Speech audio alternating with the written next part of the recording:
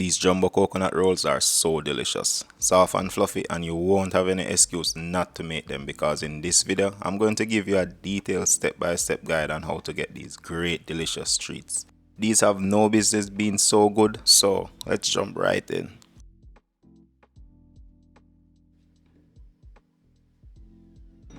Let's grab all the ingredients for this recipe. Well, there are two more, but we will get there when we get there.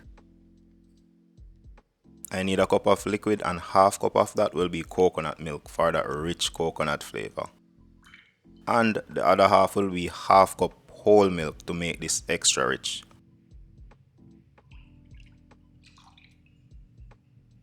I also need 1 egg. This is great for the texture of the bread, and it also makes it a lot richer. 1/4 cup brown sugar. This is Baker's dark sugar. It has a little more molasses than regular brown sugar, but it shouldn't make a crazy big difference. This is 2 teaspoons instant yeast. Just pour that in. And I also need about 2/3 teaspoon of salt. Add that in, and next I will just mix the dissolve. All these ingredients are room temperature. I usually don't use warm liquids when working with yeast. It ferments a bit slower, but the flavor is much better, and I don't risk overproofing the dough to where the taste and texture is unpleasant.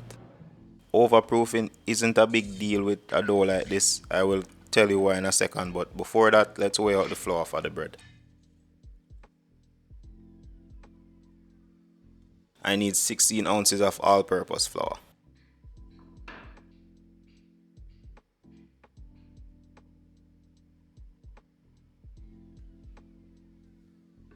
Next, I'm going to add the flour to the liquid mixture, but I'm only adding about half.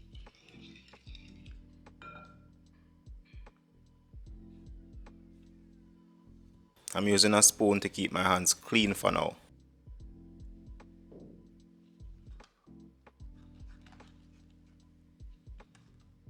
Mix until the flour is fully hydrated. That shouldn't take long.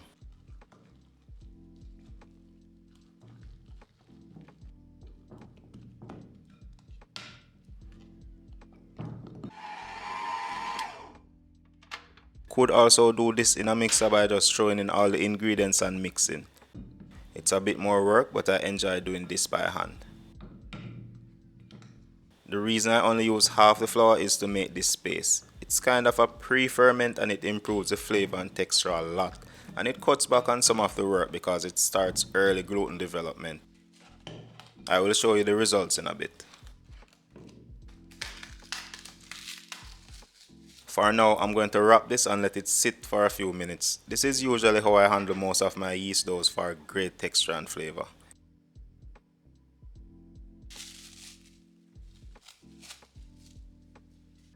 You can clearly see a big difference in the texture already. That's going to carry through to the final product. I'm going to go ahead and add the rest of the flour to begin forming the dough. I'm using the spoon to work in the flour and get it hydrated.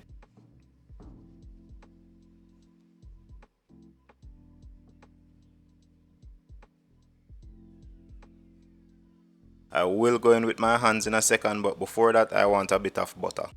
I forgot this in the fridge, but it should be good. I am also throwing in some freshly shredded coconut for added coconut flavor and a bit of extra texture. Next, I'm working all of that into the dough. I add the butter pretty late in the kneading process because butter and other fats impedes gluten development. Developing gluten with a pre-ferment and then adding the butter after is my workaround for this problem.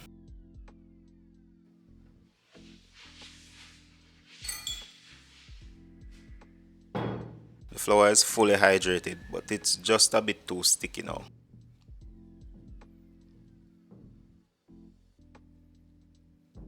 I'm going to dust this with probably 2 tablespoons of flour to fix this.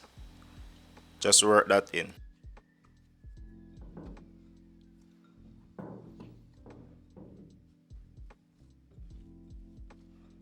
That's a piece of coconut that didn't get shredded properly.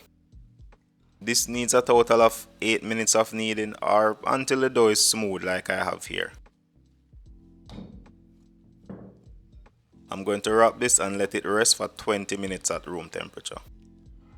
Just I gotta use back the plastic wrap.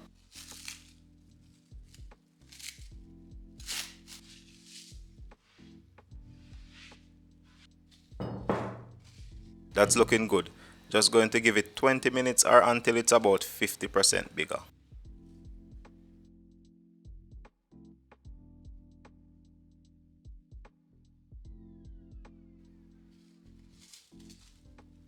That's relaxed nicely. Super smooth, and this smells really great. I'm going to set that aside for a bit.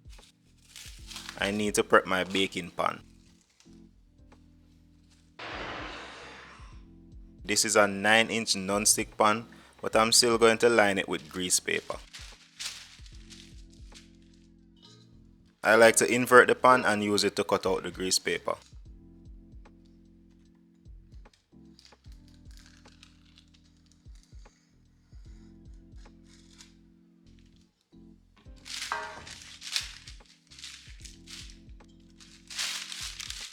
Grease the pan.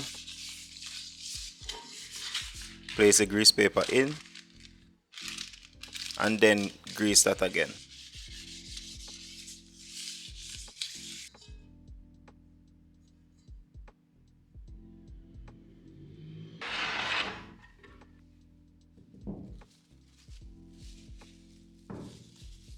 Yeah, that's nice and soft. I'm going to fold this over onto itself to give the dough some extra structure.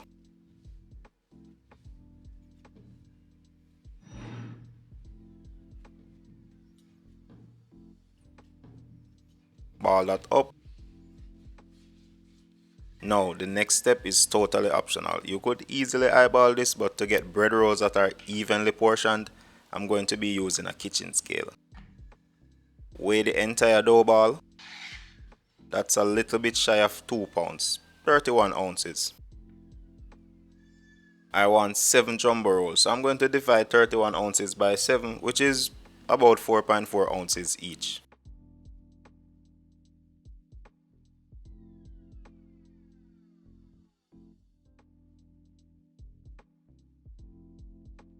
After portioning them out, I'm going to shape them.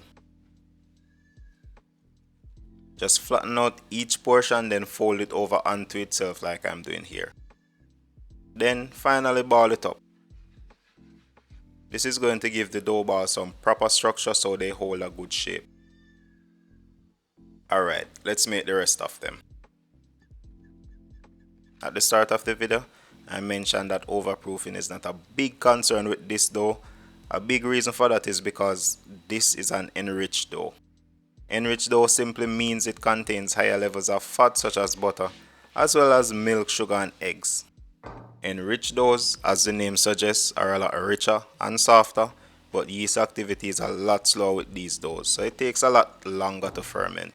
The first rise took 20 minutes and it didn't even double in size. Alright, so let's give these a wrap and then give it its final proof.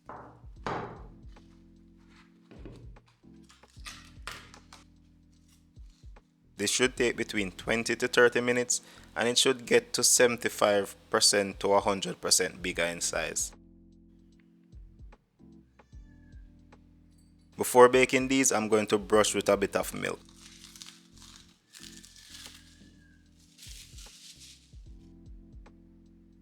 It's okay to go overboard. That tacky surface on the rolls will help with the rise when these go in the oven and give them a nice finish. I usually spritz my dough with water to achieve a similar result, but milk stays wetter for longer.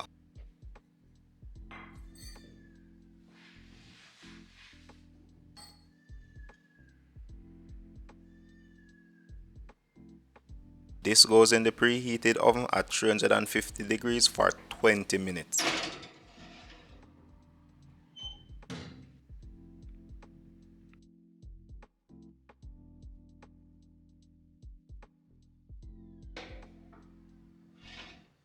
That's a very nice finish.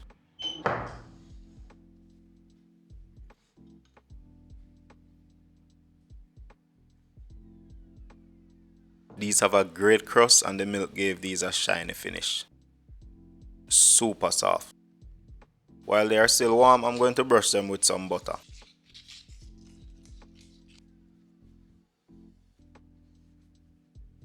I'm going to taste these in a minute, but there you have it. Jumbo coconut bread rolls. They smell so good. I love the rich coconut bread scent these are giving off.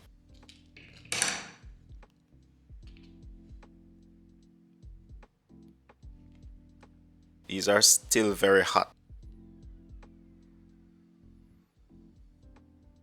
That tear feels so satisfying.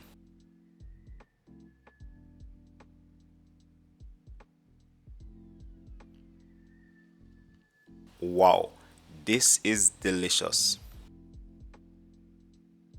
It's perfect. Wow. The original plan was to just do some bread rolls, jumbo sized bread rolls, but had a bit of coconut milk and things. So yeah, I really one shot this. This tastes damn good. This tastes really good and it turned out better than I expect. Wow. All right. A big shout out to Stacey H, who recently became a patron. Check the links in the description for ways to support the channel. Thanks for watching. Drop a sub if you like the content. Drop a comment if you don't. And before you leave, check out this video that YouTube thinks you will like. Catch you in the next one.